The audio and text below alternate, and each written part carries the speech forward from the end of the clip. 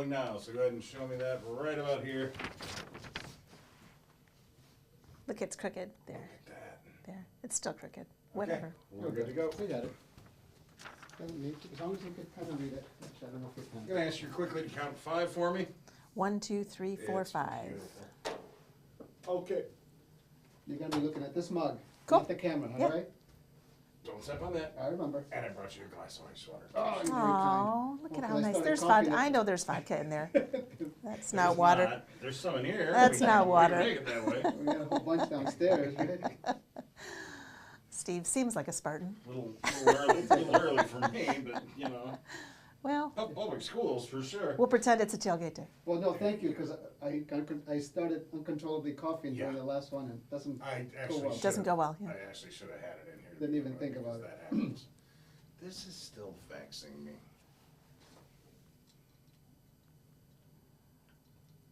There's a point you just gotta kind of quit futzing. Hey, Oh, that's the snackable one, right? This is your snackable one. Oh, all right. This one is a roving one. It's cool. This one's got, yeah. This one does.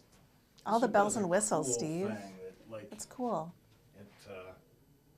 I've got it in these two now, but like, the city will kind of move behind you and you'll kind of stay there.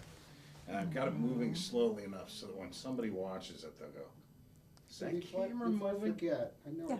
we were just talking about it this morning, actually, but last minute, Chad's gonna stick around, so I think anyone from this group that wants to join us for a cocktail at his place, end of day, Oh, nice. I'll let you know.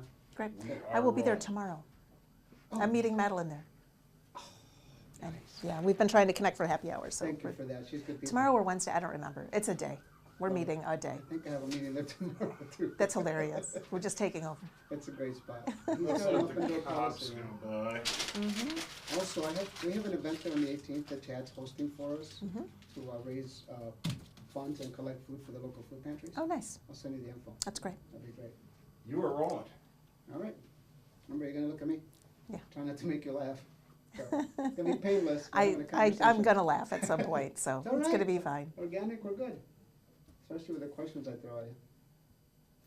Do you want to know my best MSU memory? Absolutely.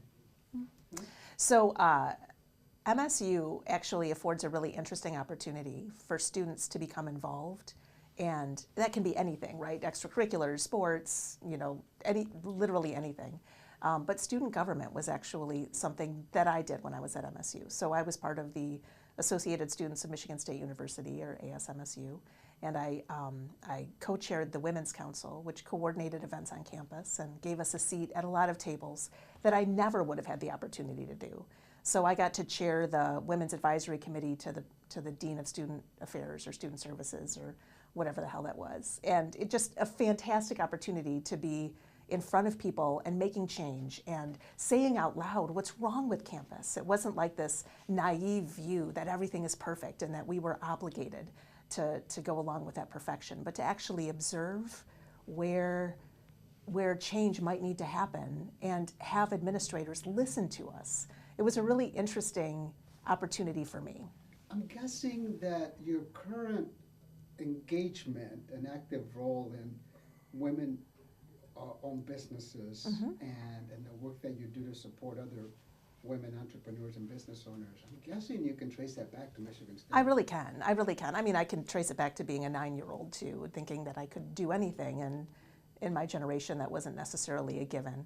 But I mean, Michigan State certainly nurtured that. And today, I'm the incoming chair for Women Impacting Public Policy and the immediate past chair for Women in Defense National. Those are roles that I get to do from here in the Midwest for national organizations because of that bent for women's entrepreneurship, and that definitely started at Michigan State. I love that. Yeah, it's really cool. Tell me,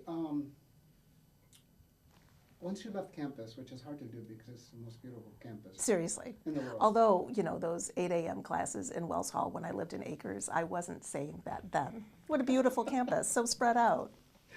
Try from Hubbard Hall to Brody, okay? No, I got you. Yeah. But actually that... I mean, I didn't get anybody's truck towed when I was at Acres. Raoul. That was on you. Well, that was on me. That was a yes. great story. Lesson learned. So once you left campus, Yeah. what led you to connect again with Michigan State, and what impact did it have? You know, it's interesting because there are other Spartan alumni that I talked to that had almost like a break in service from Michigan State, where right away we were into our young lives and we didn't connect as young alumni as much as we probably could have. And in retrospect, that would have helped my career progression, I think, move a little quicker. I started a business 19 years ago, and that business is related to the packaging industry. I work in military packaging, and Jetco Federal does a ton within that space. I didn't graduate as a packaging engineer, quite the opposite. There's nobody who talks to me that thinks I'm an engineer.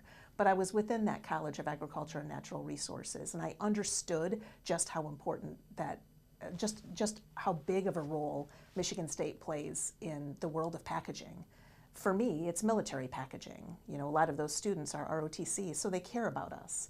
And being able to connect what I do now with the purpose for some undergrads who might not understand that they don't have to go into pharmaceutical packaging or cosmetic packaging. They can combine their love of our country and their need to protect the warfighter with a career progression. And that's what I get to do now as an alumni. It's really cool. That's great. Yeah.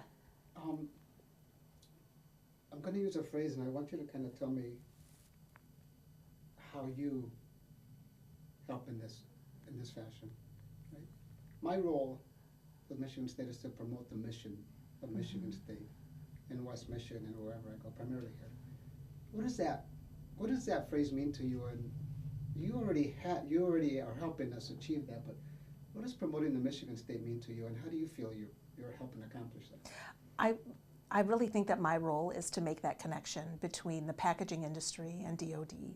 And coming out of the College of Agriculture and Natural Resources at Michigan State gives me a really good megaphone to do that. Combining my worlds there matters. I didn't expect that, by the way. When I started at Michigan State, I was an English major. I didn't think I'd own a packaging company that creates things that can explode. But I do, and it's interesting where you let your career go in the direction where demand signals take you, and now I get to combine my love of Michigan State with my love of protecting the warfighter. I love that, but I wonder, here's my follow-up to that. Even though you were an English major, Yeah. and your career pivoted to what you do now, Yeah. there was some foundational, aspects that Michigan State set, right? I mean, they must have set the foundation for your career and where you ended up. For sure, for sure. And I think even like the modifications that I made in my course of study, actually when I started at Michigan State, it was okay to start as a no-pref and to just understand what you do and don't like, and then switching to English, and then switching to poli-sci, and then switching to CA&R. I mean, maybe my mom didn't love me changing my major 4 times, and the extra semester that I had to take in graduating was in part because of those major changes, in part because of Math 108. Yeah. I love that. Yeah.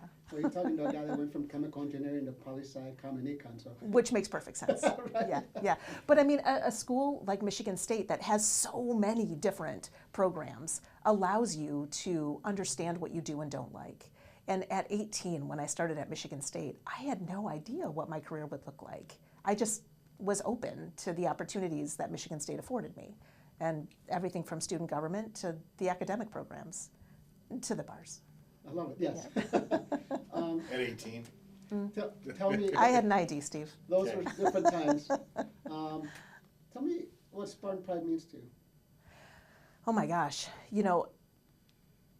I think that goes to more my post-college. So as an alumni, I am terribly proud of the network that we have, terribly proud of the fact that Spartan community, especially here in West Michigan, is so strong.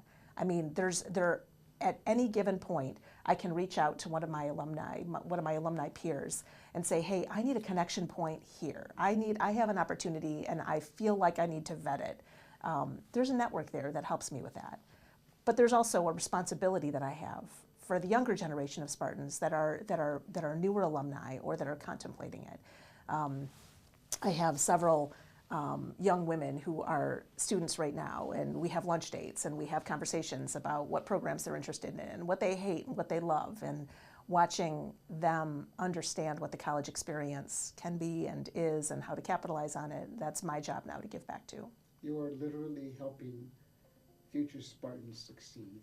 The bench, the next generation. And the more conversations I have with some of our young alumni and some of the current students, our country's in good hands. Like, we're very fortunate. I'm very proud of that, seeing that. Response. All right. Two quick things. Yeah. Give me, we'll do 2 takes. Give me an emotional and energetic go green. Do them twice. Go green. One more. Go green. Okay. Do the same thing with go white. Go white. One more. Go white. I'm gonna ask you to do that again, only you're gonna do it looking directly into the lens of this camera. Go green. Go white. You good? Got it? That was it? Man, that was awesome. All right. Cool, have I'm gonna fun. take the mic back from you. That was awesome. Yeah, let me get this straight. You do packaging for what? I create shit that explodes. So we do like I want some. military packaging and crating for like specifically within the defense industry. We also do warehousing, storage, and distribution, but we really focus on the defense industry. So every DoD part has what's referred to as a SPI, or a special packaging instruction, and it's anywhere from 3 to 28 pages that says this is how this this fuel pump that the manufacturer makes. This is how it is packaged for storage and distribution. And like with a conventionally manufactured part, that could be stored for 12 years. So the packaging instructions are very, very specific. And a lot of manufacturers are like, well, shit, this sucks. I don't want to do this. Right, And so they right. look to companies like mine, and either they ship it to us and we do the packaging for them, or we develop the packaging for them and then we ship it to them on a just-in-time basis so that they know every month they're going to be sending, 20 to DLA, and we're just going to ship them the packaging Oh, for I 20. so want to know more. It's That's so what interesting I'm loving what we about this do. job. We're Yeah. doing a lot of LinkedIn profile building for people who Yeah. come up here and they learning the stuff that people do. That people do. Right? Yes. I think I want to start a podcast just about that. Like, The that's- random shit people do. Right. I want to call it like that's a thing. Yes. Right? I have an idea for a podcast that you should think about. It goes along that. Cool people doing cool shit.